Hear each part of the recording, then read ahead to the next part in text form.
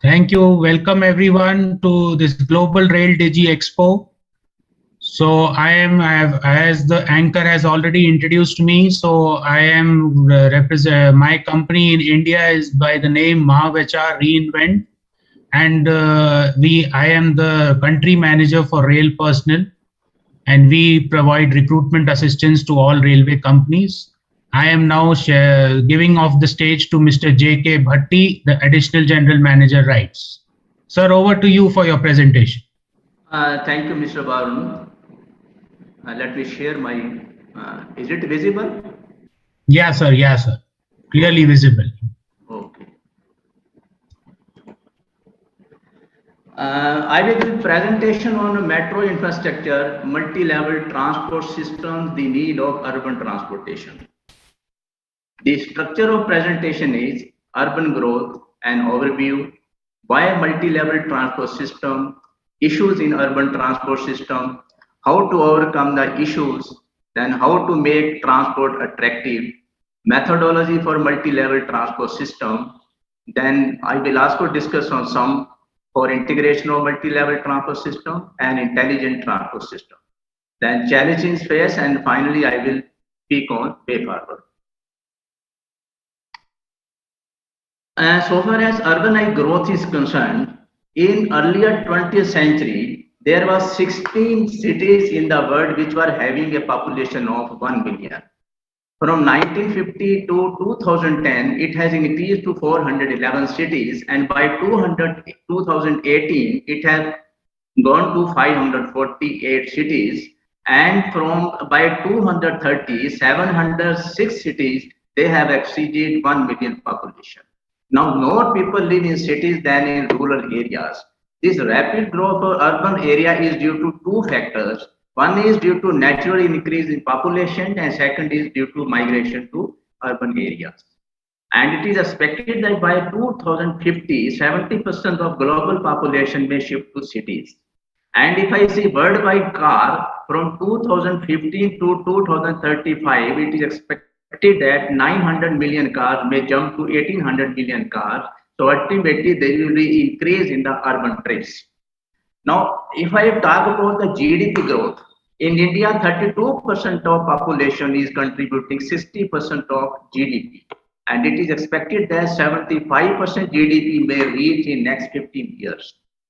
As labor is a factor of production, so population increase will further affect urban growth pattern, travel demand, infrastructure pressure, and traffic congestion. Now, due to all these growing motorized, there will be main cause will be on congestion, emissions, noise, environmental, economic, social, and land issues. All these issues will be because of above factors. Now, if I see in the European nations, it is expected that 7% of 7% of the 27 countries of GDP, nearly 1,000 billion euro with the expenditure incurred on the congestion, air quality, accident, noise, carbon dioxide, etc. Now, why multi-level transport system? Multi-level transport is basically when two or more modes of transport are there, and we are having a speedy, safe, and comfortable movement of passengers, and it provides convenient and economical connection from origin to destination.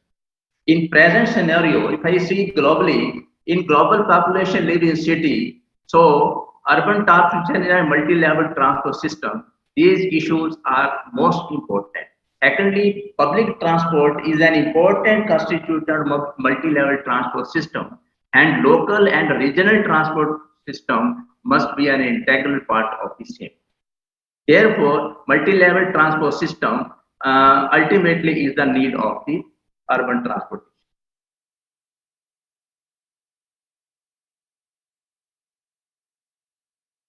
Now, let us come about the type and choice of the metro.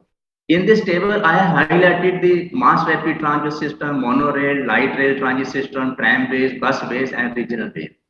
When the passengers per hour per direction is 40,000 to 80,000, and India we are going for mass rapid transit system. When it is a fully segregated, it may be at grade, elevation, or underground. Monorail, when we are having only single track, it is elevated and trains are suspended from the late rail. Light rail transit system is at grade, it is segregated from main carriageway. Tramways, it is at grade and not segregated, and it moves in mixed traffic conditions. Busways and bus arrest system, they have their demarcated bus lanes along with main carriageway. Regional rail transport system in India, we are having presently three corridors: Delhi Meerut, Delhi Panipat, Delhi Alwar. They are the regional rail transport corridor system. All of the above are the capacities of different system in a guiding factor, whereas choice of mode will depend on overall feasibility of transport system. The models are being followed in India, 50-50 joint venture. It is being, some of the examples are at DMRC, Mumbai, Chennai, Bangalore, Nagpur, Kochi, and Ahmedabad. The major models are available for financing and organizing the structure. When it is 100% is funded by central government, it is a 100% model. When it is 100% is funded by the state government, it is a 100% model. And so far as the central government 100% funding is concerned, it has been done first metro of Kolkata by Indian Railways and now known as Kolkata Metro, and 100% state government has been done by the Jaipur Metro. And we are also having the equity share funding for Ministry of Railways and Ministry of Housing and Urban Affairs, when a joint venture is 74 and 26%. PPP model, then it is a public-private partnership. Presently, we have done only one metro, that is Rapid Metro in Gurgaon, in which ILS Sabarthi, one of the initiative was taken by the ILS on PPP model. Airport line from New Delhi is also an example of PPP model. Now, this slide I am showing that in India, the metros which are operational as on date, these are the 13 locations where the metro is operational. And in India, first metro was made by Kolkata Metro, and that was in October 1984. This is the first metro in India. And Delhi Metro, it is a larger metro transit system. It was opened in 2002 from Shahadra to Tisjari, and now we are having 389 kilometers with 285 stations. A rapid metro is a Gurugram Metro, that is known as the Gurgaon Metro, that is India's first fully privately financed metro. Jaipur Metro is a double-story elevated road and metro track projected for first time in the country. Lucknow Metro is the fastest built and commissioned metro system in world and is opened in September 2017. Now the metros which are under construction in India, these are the 11 metros which are still under construction. And the metros which are either under DPR or approval at various stages by government in India, these are the 20 more locations. If I see from all these near about 40 to 50 metro stations, they are either at approval stage, DPR stage, under construction or fully operational. Now I am giving one example of London Metro. London Metro, it is the world's first underground metro, fourth longest and 11th busiest metro station, and it was opened in 1863. Now has been extended to 11 lines with 402 kilometer length and 260 stations.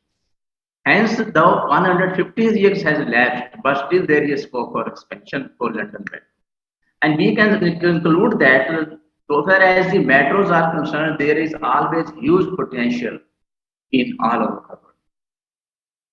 Now, I have given some views on bus rapid transit system, that is the light rail, tramways, and busways. This is for North America, UK, Ahmedabad, and Amritsar. Some views I have given on monorail, Mumbai monorail, Tokyo monorail, Disneyland, Dubai, and China. And these are the issues in urban transportation. I have highlighted a few issues. There may be more issues, but these are the main issues. The mix of motorized traffic.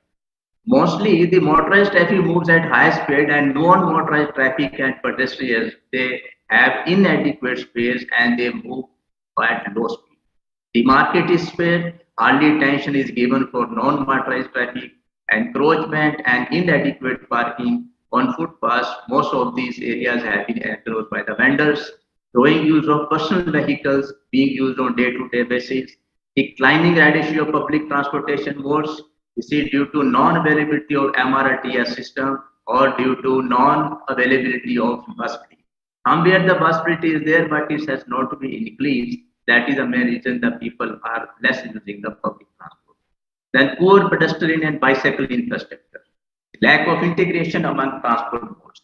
Due to all above issues, the further issues are the growing congestion, worsening air quality, increase in crashes and accidents, and the rising inequality. The poor people are not able to access modes, although these modes have been designed quite efficiently. Now, how to overcome the issues? There is need to formulate strategies on travel demand management by maximizing efficiency of urban transport system, by public transport improvement, by promoting non-motorized transport, by fuel taxation and parking management, and develop multi-level urban transportation, focus on public transport and non-motorized transport, integration of strategy of urban transport modes. And if I conclude it, there is need to focus on work parameters, but aim is must to know how to get out of private cars and get into the public transport mode, which is called as the push and pull strategy. Now, how to make the public transport attractive? I have given some parameters that we should optimize the stop design, we should reduce traffic congestion, prioritize to public transport at traffic signals, use real-time data, and support complementary measures. I have given three examples. At Switzerland, if you see, the tram make an important contribution to public transport at Zurich city in Switzerland. And another is Slovenia. Bus traffic is main mean of public transport with 20,000 kilometer bus lines. And Asteria is due to its architectural beauty called Lord of the Ring Roads, a World Heritage Site. The idea of showing these views is that because they have optimized the design of this tram and the roadways, that is why the people are more using these existing modes of transport. The methodology for multi-level integration.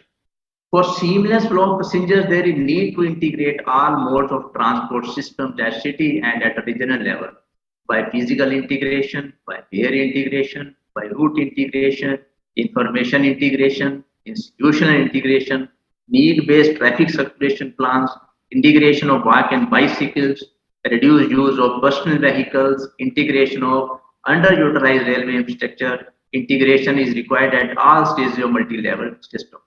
Integration in planning O&M will give a sustainable system and satisfy requirements of all stakeholders and traveling public. All modes of trunk and feeder public transport such as metro, LRT, BRT, monorail needs to be elevated in a travel demand model of the city. This shall be true choice of public transport, whether we should go for mass rapid, for LRT, for BRT, monorail, or whatever be the other mode of transport. Now let us come. I have given you one this year sum for integration, that is sustainable urban mobility plan. It is basically a document designed by which process we can improve mobility and quality of cities life for citizens. It can we can transport policies can be delivered, must involve stakeholders, have a long-term vision and a clear action plan designed to promote and sustainable and integrated development of all forms of transport. By some process, plans regularly be updated and lessons learned can be implemented on other projects. This is one of the process I have given how this some process behave and how it acts. Now, intelligent transport system. Intelligent transport system is an application of computer technology which gathers data on transport system, processes it and improve transport system, provide transport users with better information to base their transport decision, helps transport planners, helps to tackle congestion, pollution, poor accessibility, helps to reduce journey time and improve reliability, integrate technology to make it user friendly. ITS technology implemented in India that is electronic toll collection. These are deployed on highways and expressways, variable message signs. They give advanced information to motorists and improve safety, area traffic control for effective traffic management in city centers, installation of online GPS we are using. Advanced parking management system is to reduce parking search time. Advanced traveler information system give accurate and timely information to travelers and help them in optimizing transportation planning process. Advanced traffic management monitors flow of traffic to take decision. To achieve all, we need computers, electronic satellites, and sensors which play a vital role. And this ultrasonic and acoustic sensors with this precise time can be calculated. magnetometric vehicle detector, infrared system, ranging and video ranging image, LIDAR by its electronic magnetic wave gives electronic information on objects for speed, positioning, range, etc. Now I have given this some views. This is the digital age transportation is the future of the urbanization. By IT technology users, by information technology users be informed on crowdsourced road condition, real-time information on speed, parking, full traffic jam, directions, and location of speed traps. These are some of the photographs from which we can easily came to know that how these IT systems are working. Mr. Bhatti sir, 2 minutes more. Yes, sir. Okay, sir. Then this is the Korea. I have given one example of Korea. He is a leader in this technology. Korea, in fact, they have the is leading in IT technology, and since 2006 have exported their technology to 37 countries. Korea is preparing for the future order, which shall provide to drivers with a new vibrant situation of abrupt start and danger information. And this second picture is showing that by this technology, there will be decrease in the accidents in future. Then the challenges faced, government and agencies involved in planning need out of the box thinking to make changes, planned development of multi-level system by integrated system, need of competent professional right from the conceptual stage for key decisions, encouragement to reduce use of private cars, legal and regulatory, lack of legislation at central, state and local level results in fragmentation or overlap of jurisdiction. Reduce impact of environment, improve integration of urban transport. Instead of uniform design for urban and non-urban, it must be situation specific. Transportation infrastructure driven by laws and specification need immediate focus so that innovative ideas can be utilized. Increase use of intelligent transport systems within urban transport. Then way forward. Government to initiate action on following aspects for urban transportation and be shared with state government for implementation. Modern transport system management need use of better tools for forecast analysis. Set up an all India cadre with all experts for traffic, ITC planning, IT utilities, urban traffic problems to be eased out instead of existing norms, practice and control of conventional railway system.